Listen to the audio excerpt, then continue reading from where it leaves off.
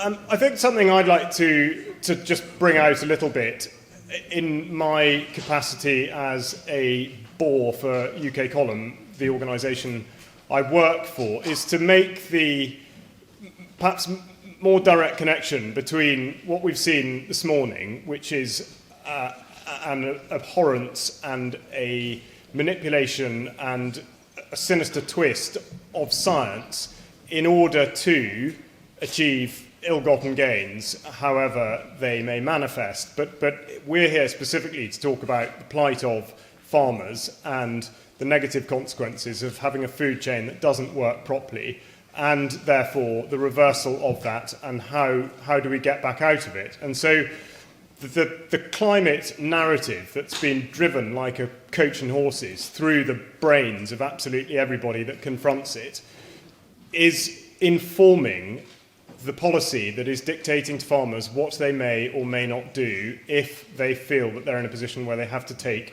a subsidy.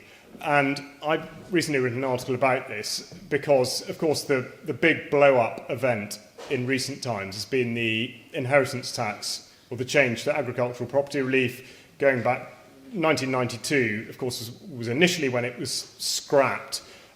And I certainly wouldn't level a charge of naivety at anybody that didn't plan for this moment, but to assume it was going to continue in perpetuity was perhaps unlikely. Nonetheless, we are where we are, but the great attraction of that for the government is that it is a brilliant magnet for all attention. So everybody is looking at inheritance tax, which means that they are not looking at what it is that is underpinning stuff that is coming through the other door. And for people who are in the farming community and they do not understand that the manipulation of the climate narrative puts them in a very, very vulnerable position, because they might be told to convert X amount of their land to whatever it's called this week, whether it's rewilding or nature recovery or anything but food. Now, of course, the issue with that is manifold. But if you can only argue the toss by saying, well, I would rather grow food, then you're in a very, very weak position, because you're still reliant upon money from the government. But if you're not prepared to confront the ideology, or indeed you don't know what the ideology is, and what I'm getting at is that if you don't call out the climate scam for what it is, then it is very difficult for you to mount a campaign in defiance of this. And I think this is where we come in as a group, as a wider network, because some of it we will be able to do by talking to people.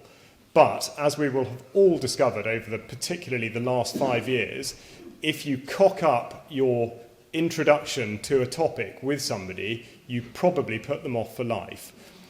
So the messaging and the way in which this is dealt with is very, very sensitive, and to do anything more than ask tentative and probing questions can often result in total disaster.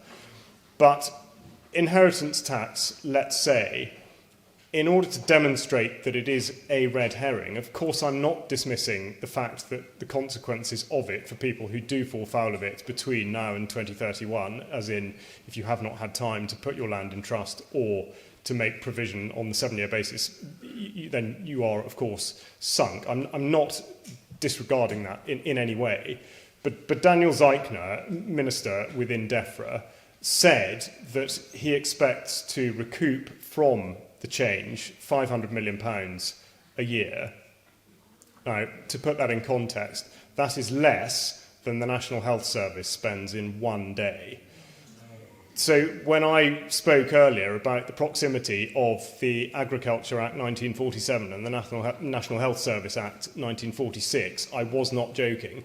The symbiosis between destroying agriculture and destroying human health has to be understood by people in the same way that understanding the climate narrative and the fact that it drives policy and then legislation has to be understood, because without that we have very little to work with. So I think our network here is strong enough and has enough energy, has enough momentum to get that word out, but also just to go into the process of acting. And by that, I mean, we are going to hear from two people this afternoon who are all about direct interaction with the consumer. And that's the way it works. Why should farming be regarded as any different? You can think of anything else that you have with you today or that you habitually buy, you probably go directly to the person who either makes it or stocks it. You don't go to somewhere that's had endless different practices or processes to get it to that point. And I think we need to regard food in the same light. So to begin that discussion with farmers is such a critical part. Now, the other part of that, of course, in terms of motivation, for both parties, both for us, but also those farmers who are trapped by this cycle, is to consider that in shopping, let's say, easy target, but in shopping at supermarkets, not only are you degrading the environment, degrading your health, destroying people's businesses, sucking money out of the government that is yours in the first place, but also you are funding the very globalists that you say that you are dead against. So what an absurd predicament to put yourself in. And I don't mean that critically, but for anybody to really think it through and come back to realising that you are, in a way, flogging yourself is absurd. So again, as a means of explaining or beginning the conversation with farmers and whatnot, I think that's a point, to make. The other thing I would draw out, which was mentioned by Eli, was he spoke about council tax and whatnot. Now, I don't want to put anybody in a position now to sort of declare what it is you are or aren't doing. But what I would say is that this is, again, another massive point of corruption. And I would point you towards, in particular, there are others, but Chris Coverdale, who has the probitycode.com website, sets it out very clearly. I have an interview with him on the UK Column platform. And I think the specific thing, which does bear relation to land and land ownership, is that everything that is to be used for public services, for the delivery of service, for public good, comes out of something called the Consolidated Fund. Everything, which means that everything also goes into it. So if you consider that the Consolidated Fund does sponsor terrorism and terrorist activities, and indeed anything else, then I think it's a much easier decision to make with regards to the withholding of tax. So I really would encourage people to go and look at that, because it is very powerful. And also, I think in terms of mindset, to consider how powerful, Sandy was saying earlier, farmers don't realise how powerful they are. But I think the same thing could be said for all of us. We don't realise how powerful we are.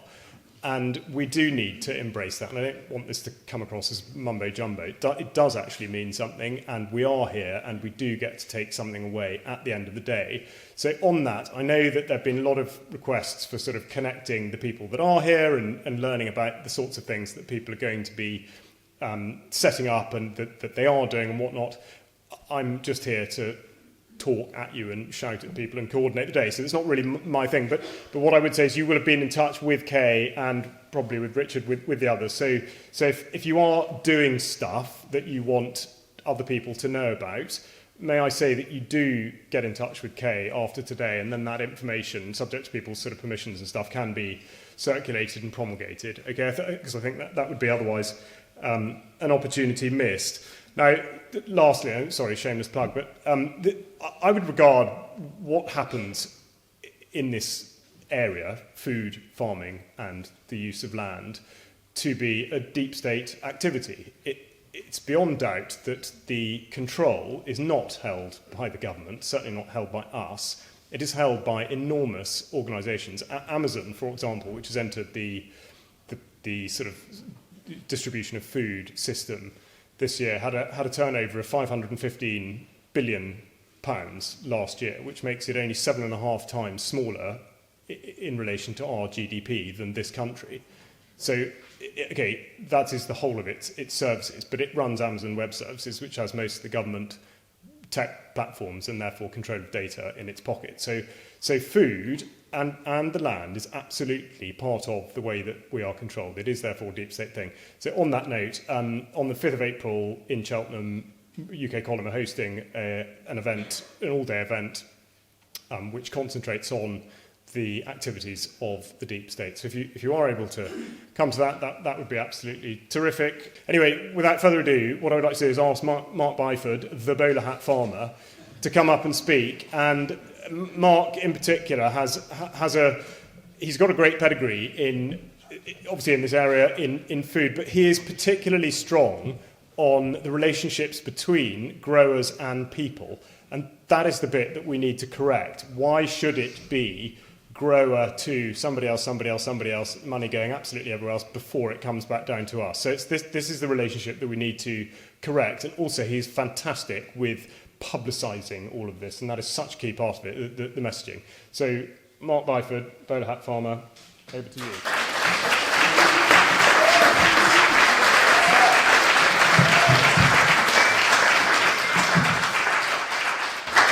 Hello everyone.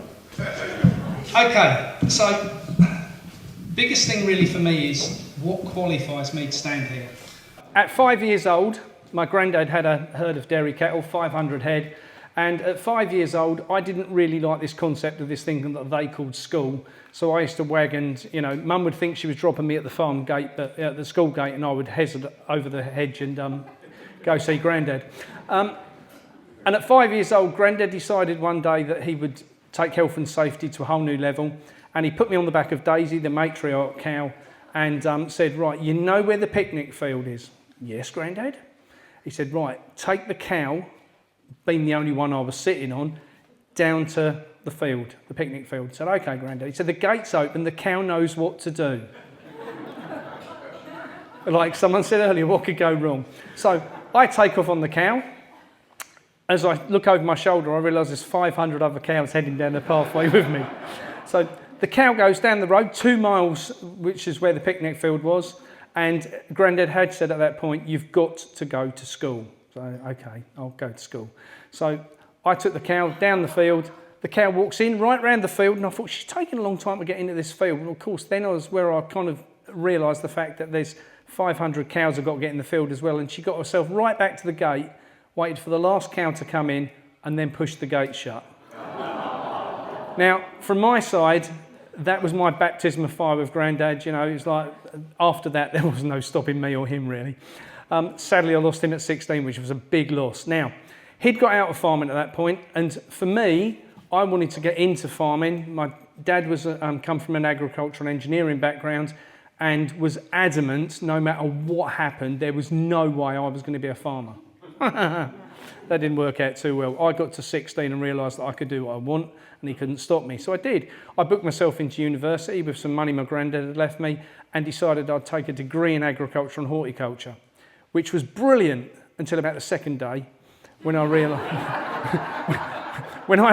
they actually didn't want to teach me anything that I thought I already knew, and they were wanting to go down the road with big tractors, not want to just get my hands dirty in mud and muck and play about with the cows and things. So for me, that was a very different point in agriculture, but I took it on board and got to know how the farming side worked, although it wasn't a way I wanted to work. So now at this point, I'm more on the... Ooh. So for me, I'm an organic grower. Now, Gloria and I have been on the farm, living on my uncle's farm, and sadly 6 weeks ago he passed, which has been a bit of a kicker because I've got the section of the farm which I run completely set up organically. We'd installed electroculture, which has been a mind-blowing for me. For someone that understands agriculture and how things grow, and this is the farming cycle that I was taught in university. So we drill, then we put nitrogen down, and then we're going to put some glyphosate down because glyphosate's brilliant. It kills everything apart from the crop, right? Then as it starts to recover, don't worry, we can put some more nitrogen on. Then we can put some more glyphosate, some more nitrogen, and then just at the point it's ready to harvest, we'll give it the biggest douse of glyphosate it's ever had, completely kill it so it'll go through the combine. Okay, that's the simplicity of farming I was taught. And for me, I'd grown up with 16 years of granddad saying it's all about nurturing the soil, it's all about putting the bio back, you've got to put the organic material in the soil, so forth. So I got a degree. Come on, at least. It took me 2 years of doing something I didn't want to do. But for me, that was necessary to go through, because after that I set up my own nursery and so forth and got into the growing side. And the growing side, I've had pigs. I love animals on farms. That for me is the bit what, farmers to a degree, I think, where we come from down in Bury St Edmunds, we grow 5 crops. Crops consist of wheat, barley, oats, sugar beet. And you could say effectively 6, because the 5th one I'd put in there is oilseed rape, something we don't really need. And, and also you're looking at maize for biofuels. Where's the food?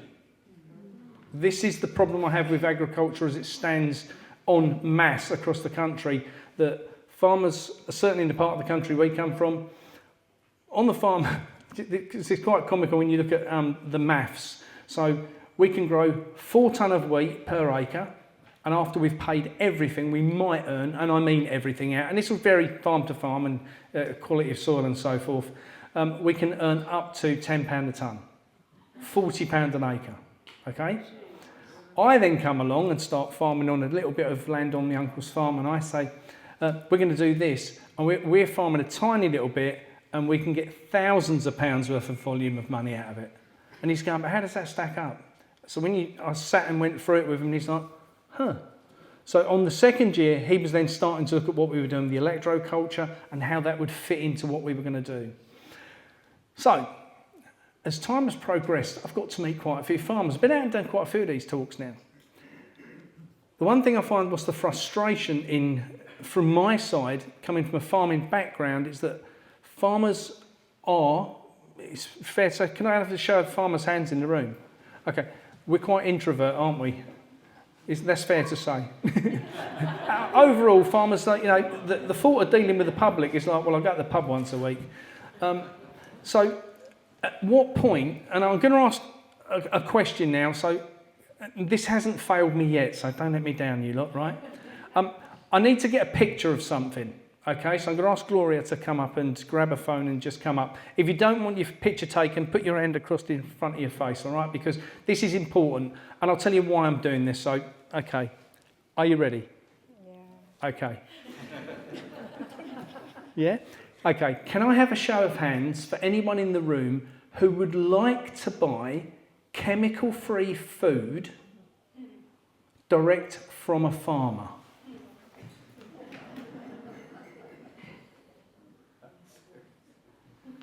Okay? Yeah. Okay, thank you. That hasn't failed me yet. Now, there's a reason for this. What we've seen, I think it's fair to say, quite an awakened audience. Is that fair to say? Yeah. Okay. What we've seen since 2020, and that was the point for me what tipped the balance, because I got introduced to the 2030 agenda, or then 2021 agenda, when I was 21. I just got my first daughter arrived, and I was like, Jesus, shit, this is a bit concerning. And I've been all the way through all of this, and any farmer in the room will back me up on this, but I always thought to myself as I was awake that there is no way you're going to stop farmers farming. That was the crucial bit for me. This whole thing falls to bits because they won't stop farmers growing food, producing food. But what you do is make it impossible for farmers to grow food. You make it impossible for farmers to be able to just do what they love. I think it's fair to say any farmers in the room, they don't do it for the money, that's for sure. They do it for a sheer passion. Now, that first bit is important. They don't do it for the money. They don't, but they should. And the 200 hands, or whatever is in this room, what's gone up, for me, is where the future of farming lies. Because what I've seen is that about 65% of farmers, in my opinion this is, this is on my own stats, all right? 65% of farmers that exist in farming at the moment won't by 2030. 65%. And do you know what I think that is? This is down to 2 things. So firstly, they're just going to get to the point they're so depressed, demoralised and pissed off with government legislation, they're just going to throw the towel in. However, here's the second side to that. And I'm seeing this all over the country. Granddad owns the farm. Dad, who's grown up with 40, 50 years on the farm, trying to farm in what they're now trying to deem as what's traditional farming, big tractors, loads of fertilisers and chemicals. The grandkids are the ones who are passionate about saving the planet. And I don't mean the nonsense of go green and all that trash. We've covered that this morning. Right? I'm talking about the ones who generally see a way of producing food without that style of farming. And that is your new farmers, right? So there's going to be two types of new farmers. And interestingly, John and I were having this conversation a little while ago. I see two types of new farmers. Firstly, you've got the farmers that are the younger, proper young farmers that are coming through the system, that they will change the way farms are farming. The second is people like you who know there's an issue with the food supply chain. Gloria and I were down in Bishop Stortford the other day, and it started in Hackney. And everywhere I go, I ask the same show of hands, right? It's never failed me. That's 1,000 people out of 1,000 people so far. And ask the question, get talking to people, and they say, well, how are you going to stop all this, Mark? So, well, I know what I'm doing, my little bit. You know, we're just going on tour. We go on tour to do 100 tour dates across the UK, and we literally Land's End to John O'Groats. I can't be at the farm anymore because of the new management structure. So I thought, well, it's a great time for me and Gloria to go and see the country, and, you know, I'm 57, I haven't really left the Shire. So thank God for sat nav, I tell you. But what we're seeing as we're going around is lots of people like yourselves who, and a lot, I don't know if you noticed, but I don't know, perhaps shouldn't say this, but the majority of the room, we're all of a certain age. Right? We're at the point where we've realised that all the shite we were buying all the way through our lives we don't really need. We've got money. We're sitting there in quite a good position of life of understanding. So we then start thinking, like I do especially, I'm 57, if I died tomorrow I wouldn't care. I've had a really good innings, I've never witnessed war, I've never witnessed hunger, I've had a really good innings. Fair for say for all of us, yeah? Okay. Then I look at my kids and grandkids and it absolutely terrifies me. Is that fair to say? Because you're all nodding away, yeah?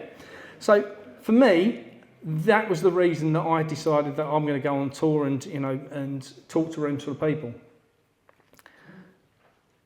And what I'm seeing is from these rooms full of people, one big thing. Lots of people with lots of money that are starting to understand if we do not unite, we're done for. Now, I have to say this, I do not think the 2030 agenda will play out. Okay, I'm absolutely adamant about that. I used to think it would, but I'm not seeing that now, I've got to say, because of what's happening with the younger generation. And what's happening with the, can I call us the older generation? The middle-aged people in the room, like myself. Yes, that's better. The more mature, yes. Now, collectively, I'm starting to see lots of people forming community farms. And I don't really necessarily mean from this point that I think you want lots of people forming a farm, because I don't think community farms, perhaps if you've got 300 people involved, work because you've got too many attitudes, right? But I'll give you an example of what I've decided that I'm going to do from my side. I've set up a CIC. The CIC controls, you'll have seen on your seat, there's a thing called the Food Finders Hub. Food Finders Hub is going to be, once I've paid for it, it's going to be completely transferred into the ownership of the CIC. The Food Finders Hub was set up through frustration of me meeting loads of farmers that said that people weren't interested in what they did. And I find it really difficult to believe that people do not want to deal with farmers. But on the other side of that, I feel that farmers don't necessarily have the time to deal with the public. And a lot of farmers don't produce anything that you want. You know, if you're in East Anglia, unless you want, 12 tonne of sugar beet dropped off, or 5 tonne of wheat, then there isn't really a place for you to go and buy direct from farmers. That, I think, is going to change. Farmers are starting to wake up to what is happening. And I'll just give you an example here. Before we installed the electroculture side, we had our soil tested on the farm. And Uncle says to me, he says, you haven't got to worry about that. There's loads of life in the soil. We did a soil test, 5%. 5% life. So if you don't put the nitrogen on, nothing grows. Which is why they douse it 2 or 3 times a year. So for us to get rid of the nitrogen, how do we put the goodness back in the ground? And we looked at every possibility. I made every type of tea there was, from stinging nettle tea to comfrey juice, whatever it was, I put it on the ground. I put as much organic matter into the ground as I possibly could. I put as much wood chip down, which was old wood chips, so it started going back to soil. Everything possible to get the goodness and the bio back in the soil. 2 years I had to do that. Now, they'll tell you it takes, 10 years, 7 years, whatever it is. And it does take a long time to put that back in, without a doubt. But depends how you want to do it. It depends about the diversity that you want to bring into the farm. For me, I had an amazing amount of horse manure on site. I had an amazing amount of wood chip on site, and just kept bringing the goodness to the soil, We grew amazing stuff.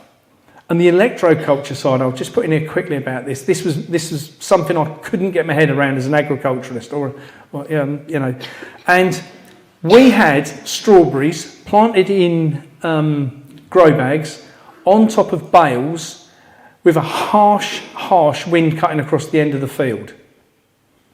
And at New Year's Day, I walked up the field and we had a harsh frost. We'd had fresh snow that day on the farm, and we had strawberry plants on flower. And I couldn't get my head around that, because I'm always said, well, no, they just die off over winter and then they come back in the spring.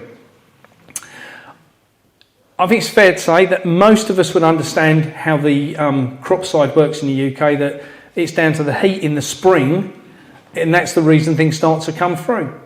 I don't think that's the case. I think it's to do with the amount of energy in the atmosphere rather than the heat, because the electroculture brings the energy in, and it was just bizarre to see things. Anyway, so we've set up the CIC. We're now in the position of putting the trustees and people in place and going to look for fundraising, and that's one of the things we're doing on the tour. The biggest thing that I want to get out of the CIC is having a mass amount of public help and support. So, for instance, I don't know, if you're good at admin, help us. If you're good at marketing, help us. If you're good at if you've got an email list that you can tell people about us about.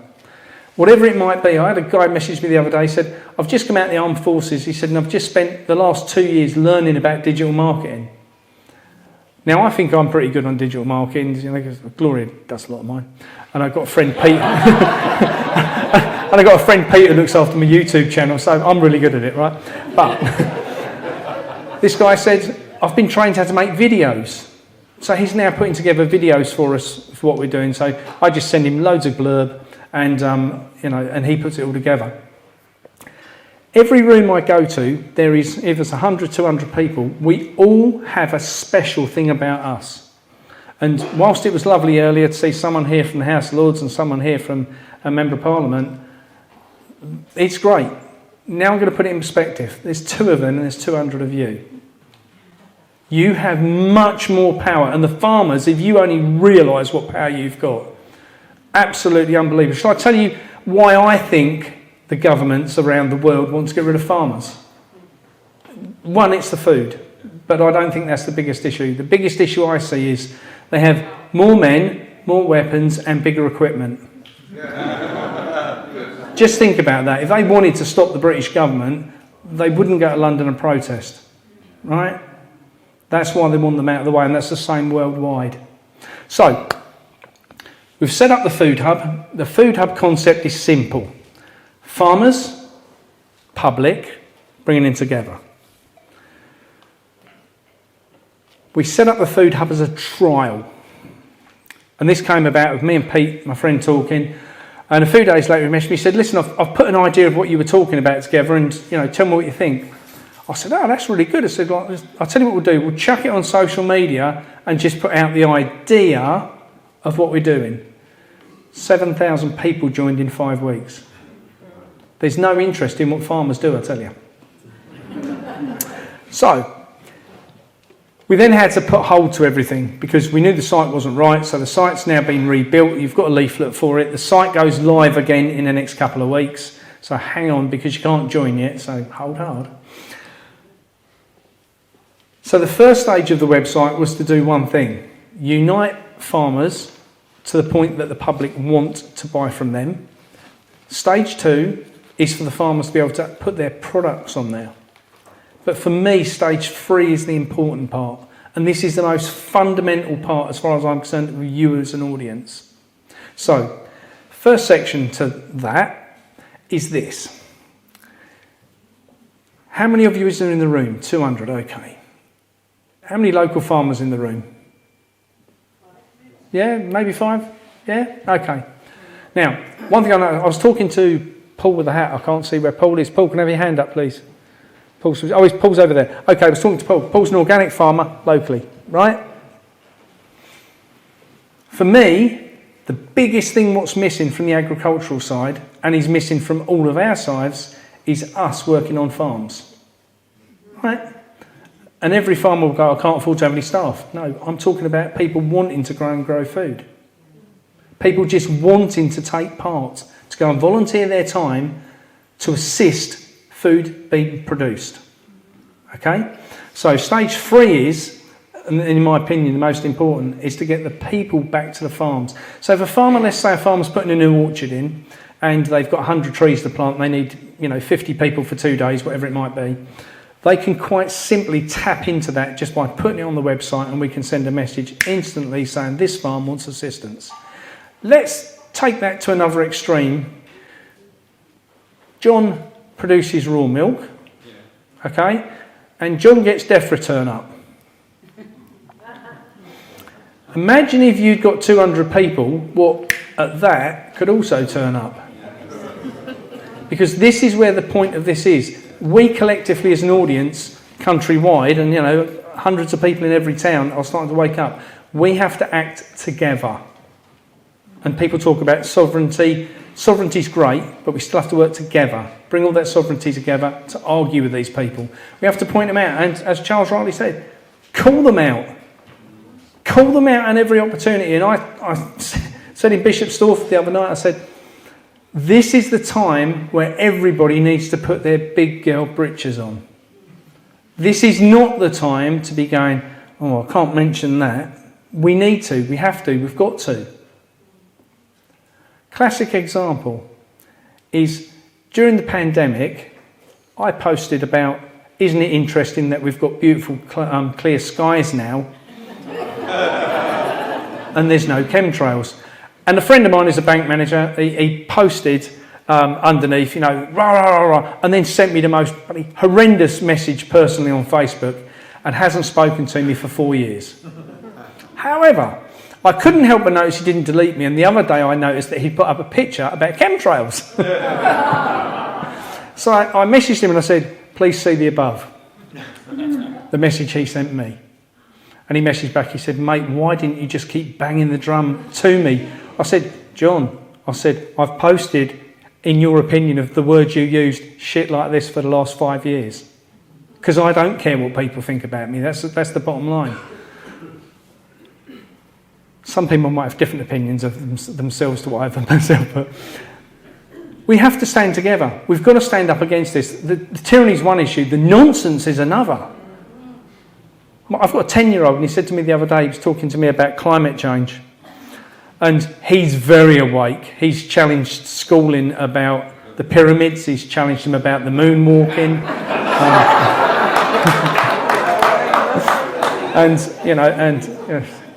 Can you please come in and sort this issue out? Sure. And then read the teacher a new rights act. But he said to me, have you heard about this thing called this new green agenda? So I have, yeah. He said, it's bad, isn't it? So which bit? He said, we're all going to die. I said, oh, what, again?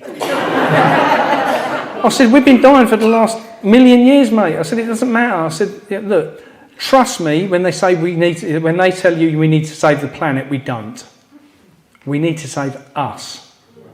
We're the only thing that's going to be endangered. The planet's going to be absolutely fine. It's going to be rocking without us lot on it, right? But as it was said earlier, they've just obliterated kids' knowledge of what they think they need to know. I made a mistake one Christmas, letting them come to stay with me, and his phone went flat. I chucked in my phone. And as you'll know, social media and YouTube and things are really good at giving you what you normally ask for. So my AI on my phone, says Mark wants to watch Richard Vobes and, and speak to these kind of people. And so, of course, when he got hold of the phone, he was like, he came back after 2 hours and he said to me, "Is that right about the moon landing?"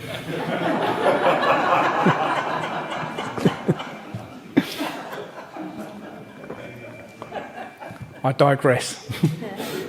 So the food hub. And the third section to it, which I say is the most important for me, is because I use this as an example, and my cousin Mike would probably cringe if he was to see me do this speech. I've got a cousin who's got a 15-acre council farm and got given it 2 years ago, and he's on his arse. And I genuinely mean that. He's on his arse. He's done everything right to set a regenerative farm up, but hasn't got it to the point, and he will this year. He's not got to the point where he's producing food, so there's nothing to sell. Right, but he's got the farm rocking. And the reason I say about this is because he's got a polytunnel frame what he put up. 72-foot long polytunnel frame. It's beautiful, shiny, all the woodwork's in place, but it's lacking one thing, and that's called a sheet of plastic. Right? Because he hasn't got the £500 to put the sheet of plastic on it. Now, for me, I guarantee you there is farmers all over the country, and especially as the younger ones come in and want to do new, diverse biological things which they're going to revolutionise the world with, right? I guarantee you this. All these farmers, because of IHT and all the other nonsense, are going to be on their arse and won't have the money to be able to pay for these things. Things at £500, £1,000, £2,000, which when you take it over a room full of people, is a tenner each. What I've seen is that people, as in audiences like you and I, are happy to chuck £10 at things to get things done because we understand the value of that food being produced. We understand the value of keeping that farmer going. So for me, when I talk about cousin Mike and I use him as an example, that leads on to the third part. So as well as farmers are going to be in a position that they can advertise for needing assistance and a bundle of other things I have to say, one of the biggest things they're going to be able to do is if they've got a project they want to fund, they can put it on there and out to the public and help get the public to help fund that. And that isn't a case of you're buying into their farm. That's just, as I've found, the generosity as we've gone round is unbelievable. Walked in this morning, I don't know whether the lady is, she probably won't want me to say, but I walked in this morning, the lady passed me an envelope. She said, "There's some money in there for you for what you're doing." That to me is what we're witnessing all over the country. That's not because I'm a nice guy. Well, obviously it is, but let's be honest. That's because people believe in the cause. They believe we need this thing called food. It's not revolutionary, is it? To think that we might want food and water on the planet. So why are the governments so hell-bent on reducing the number of people living on the planet? If you follow the 2030 agenda, and it's fair, Sandy made point of this morning. They want to get it down from 8 billion, is it, Sandy, down to 500 million? That's a bit of a drop. Now, I've come to the conclusion, two things out of that. One, I've got plenty of food stacked away. Two, I can still run, right? So my reckoning is the people who've got the problem is the people who haven't got food storage. And there is going to be a lot of arguments over that food because the time is coming. What people haven't realised yet is how, with the government changing things, yes, we've had the inheritance tax situation. It's a bummer. But rightly, said in the room, people knew it was coming. The SFI, the one they've just removed from farmers, lots and lots of people have been, suddenly clobbered for £5,000, £10,000, £20,000 because they didn't get the paperwork in on time. Well, the end date was over there, so why have they moved it to over here? Well, they did it deliberately to make sure you didn't get the money. Because they know most farms are on the brink of packing up. They know most farmers are at that point, they've gone, I just can't deal with this anymore. So we've got to get to the point, in my opinion, that the farms, these big farms, and I've had this on loads of occasions, farmers contact me for a row, and then by the time I finish, they go, well, actually, yeah, I could spare a few acres for that. Because there's so many big farmers out there are starting to realise that their farming methods have put us in the muddle we're in. And I say the methods because over here, we have farm subsidies. Over here, we have what supermarkets want to pay farmers for food, right? And farmers were led to believe your food is worthless, so we're going to pay you to grow food, right? And over here, you've got supermarkets going, your food is worthless because that's why the government gives you subsidies. So as a result of you needing them subsidies, we're not going to give you very much for the food. And then way over there, you've got this amazing amount of audience called the general public who are getting shafted at every opportunity by the supermarkets and the government, but we'll leave them aside for a minute. So how do we best address that situation? Well, my opinion is farmers need to do without subsidies. And most of them won't want to hear that. But they're going to have to get used to it because that's what's going to happen. Now, there is things without... I spoke to a friend yesterday. She was one of the first people, because she'd got her DEFRA rep to come out to her. She's one of the first people to know about what is replacing FSI. Now, it's going to benefit small farmers more than it is big farmers. And that is something we haven't had for a long, long time, a level playing field. Small farmers were encouraged to do one thing, pack up, go home. Bob down the road, who's a big farmer, he'll buy your farm up, don't worry about that, he'll give you good money for it and you haven't got to worry. Or he'll rent it from you and you just, what we're going to do, I'll tell you what we'll do, we're just going to grow wheat or barley, sugar beet, whatever it might be. Now, different parts of the country produce different things. Where we are, the village I grew up in had 7 farms that did animals. We now haven't got one. Not one. That's a lie. One lady's got a donkey. There's no animals. Where we come from in East Anglia, all the pig farmers were bought out by big pig farmers, and they went on to a thing called bed and breakfast. For those who don't know, the pigs don't belong to the farm; they belong to some big Chinese conglomerate, and they pay the farmer to look after the pigs. Not anymore. Not in East Anglia. They're getting very, very rare now. The squeeze against meat is coming, and it's coming in real fast. The only thing that's going to stop that is us. The way I see us stopping that is by not going to supermarkets. Okay? Now, there's 2 things are important here. One, is there anyone who's written to their local MP? Okay. Good show of hands. Okay. Can I play devil's advocate? I don't think that's the way forward. If you want to write a letter this week, right, here's my advice to you. Find your local 5 farmers and write them a letter. And just ask one question if you don't already know them, right? Hey, I'm so-and-so, I live in the village here, and I'm just wondering what you sell direct to the public. If the answer's nothing, could you at least let me know? And is there anything you could consider growing on the farm for the local general public to buy? Now, is that powerful? Yeah. Okay, if one of you does it, probably no. If you've got 100 people in the village all wrote to Tom, who's the local pig farmer, I bet you Tom would soon find a way to make sure he's got pigs on the farm that could come to you. Or whether that's growing carrots or sugar beet. Beetroot, I meant. No sugar beet. Right? That's the best way to deal with this. Farmers have got to do this thing called transition. And I don't mean, like put on a dress on a Friday night. John.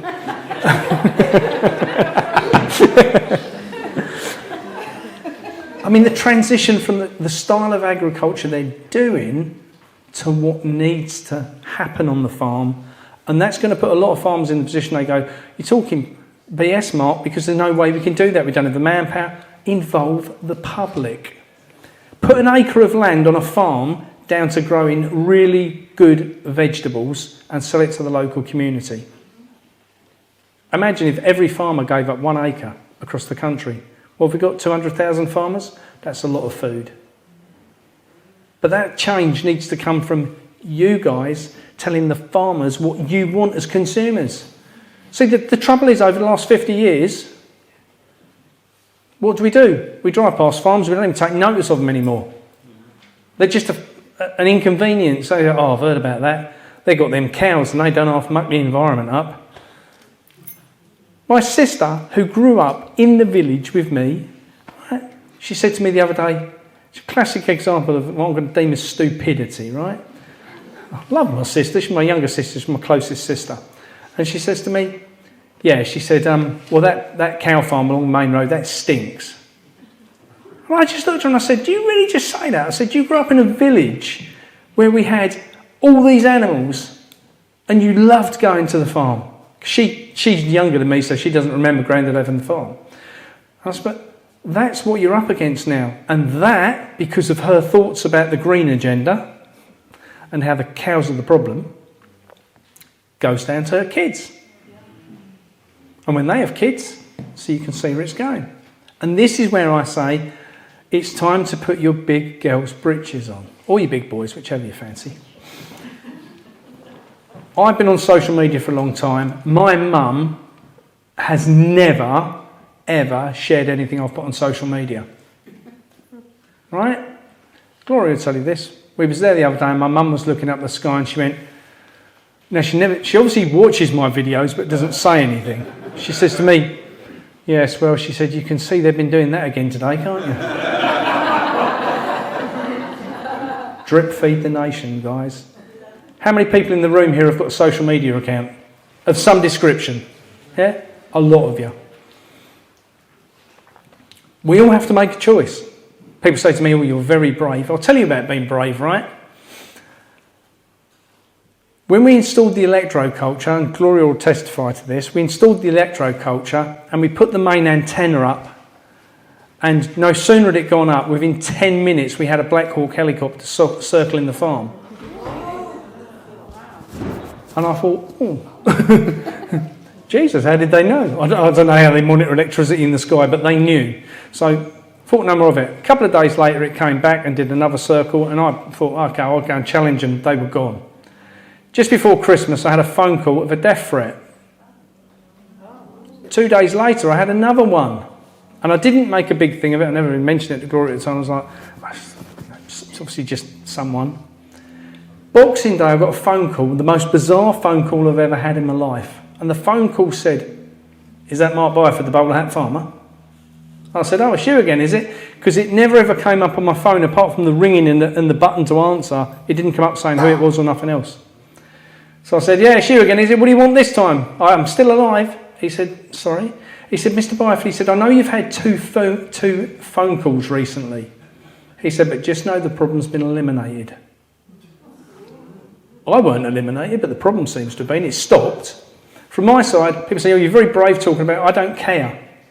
I don't care how brave I need to be. I don't care what I need to do to get this message out. If I die, then I die. And I mean that sincerely, because from my side, I'm more worried about my kids and grandkids living. That to me is much more important. We have to make a decision to stand, and we have to stand together. So, on that note, if you're on social media, do whatever like it, share it, whatever you have to do. I've been blessed by the fact that when I got started doing my talks, Richard gave me loads of time on his channel to build my numbers. I was blessed by that, and other people doing the same. Now our social media is growing about 200 a day. That says to me that other people are waking up. It says to me that other people are now starting to pose to raise questions to the authorities about things I post as well. Because I don't care what I post. Sometimes Facebook don't like it either. I've not been demonetised yet on YouTube, which I know Richard sadly has. But I've had some strikes, but I don't really worry about it. That's their choice. If they've got to weaponise social media against me, that goes to show how scared they are of the truth coming out. They can't stop me, well, they probably could if they wanted to, but they can't stop me rocking up all over the country and having the opportunity to talk to a room full of people. 200 people in the room. The chances are that one of you is going to get something out of today where you go home and say to people, did you know? Did you know? Did you know? Between us, we've got the power to change things. The first thing we need to do is change ourselves. Guys, thank you.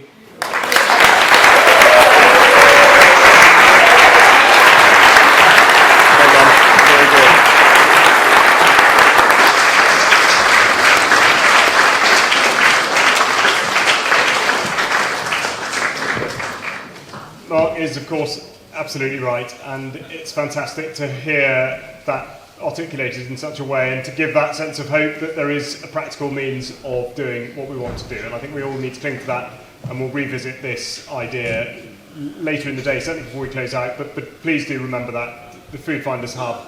And I think if you're not aware of it, please make sure that you speak to Mark or to Kay or to me or somebody who's had some part in today before you go, because that is absolutely a great place to start. And if it's not the Food Finders Hub, you understand the concept and the idea, and that's really the main thing.